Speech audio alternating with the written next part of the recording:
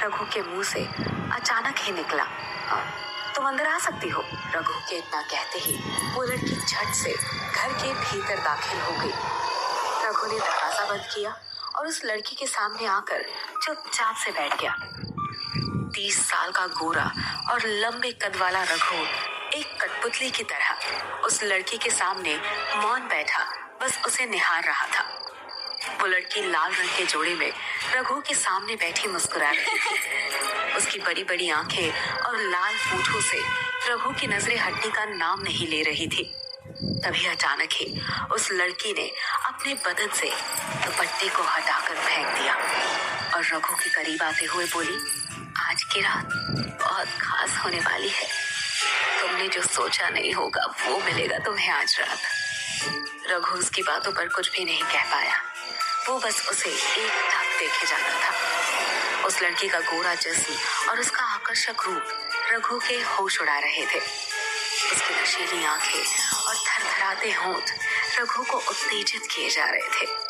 तभी वो लड़की उठी और उसने रघु को वही चारपाई पर लिटा दिया और हल्के से उसकी गर्दन को चूम लिया। रघु उस लड़की के होठों के स्पर्श को महसूस कर अंदर तक से हर उठा। अब रघु को भी खुद पर काबू नहीं रह पाया।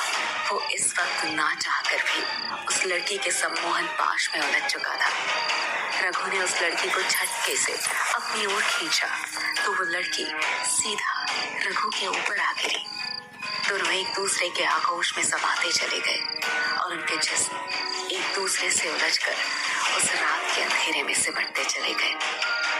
रघु को ऐसी खुशी जिंदगी में नहीं नसीब हुई थी। वो पूरी तरह से बेकाबू हो चुका था और बेतहाशा उस लड़की के गोरे मुलायम बदन को चूमे जा रहा था। वो लड़की भी रघु के ऊपर चुंबनों की बौछार किए जा रही थी, लेकिन अगले ही पल रघु एक झटके में रुक गया और उस लड़की के आगोश से खुद को छुड़ाने की कोशिश करने लगा। लड़की ने मचलते हुए रघु को अपनी बाहों से जैसे ही आजाद किया, वो चारपाई से गिर पड़ा, जिस पर उस लड़की ने हंसते हुए कहा, क्या हुआ, गिर क्यों गए?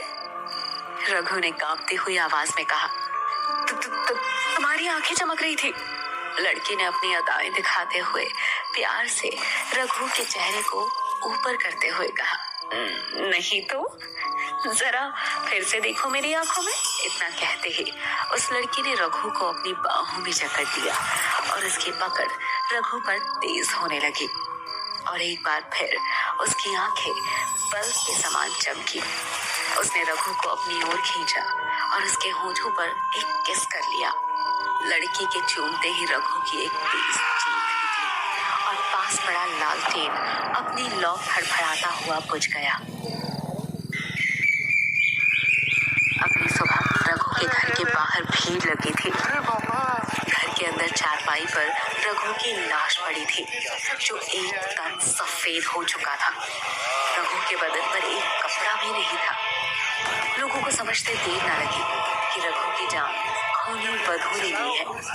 रघु की लाश मिलने से गांव में अफरा तफरी मच गई।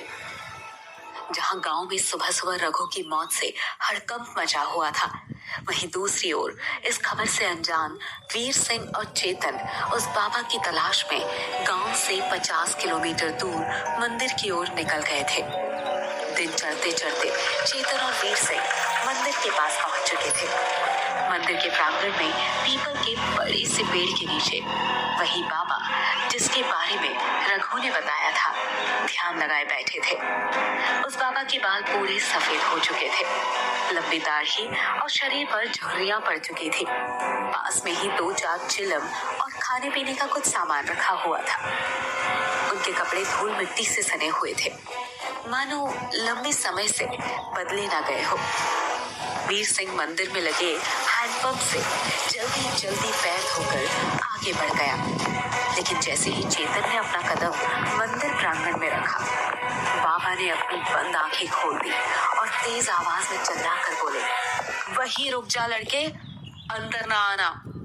बाबा की बात सुनते ही चेतन अचानक से रुक गया।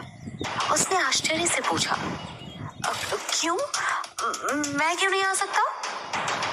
चला जा यहाँ से, बाबा ने चिल्लाकर कहा। बाबा की बात पर वीर सिंह ने अपने दोनों हाथ जोड़ते हुए पूछा, बाबा जी क्या गलती हो गई इस बच्चे से जो इसे अंदर नहीं आने दे रहे? हम दोनों यहाँ आपसे मदद लेने आए हैं। वो हमारे गांव में जो खूनी वधू है ना, नहीं जाएगी, कभी नहीं जाएगी। वो जो करने आई है वो करके ही जाएगी। बाबा ने वीर सिंह की बात को बीच में ही काट दिया और वापस अपनी आंखें बंद कर ली। थोड़ी देर मन ही मन में कुछ बुदबुदाए और फिर तेज आवाज में कहा, जो तू ना कर पाया अब वो होगा, अधूरे काम अब पूरे होंगे।